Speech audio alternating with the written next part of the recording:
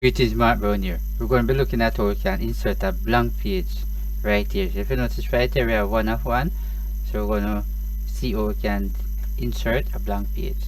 So if you're new here, just stick around and you learn exactly how to add a blank page, because sometimes you might not understand how to do it and all that. Right? So the first thing that we want you to do is come right up here and we're going to click on insert tab. So when you click on insert tab, if you notice right over here is a blank page. So when you click, if you notice right here you have 2 of 2.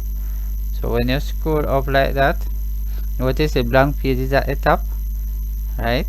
So if you want it at the bottom, what you can do definitely is click the cursor right on it. You notice the cursor right here at the bottom. So when you come right here, you click the blank page, you notice it's actually underneath the bottom. So if you notice the blank page at the top, the one right in the middle, and there's another blank underneath the bottom, just like that. So this is one way you can actually insert a blank page right here in your Microsoft Word document. So hope you have learned something from this video. So thanks for watching. See you in the next video.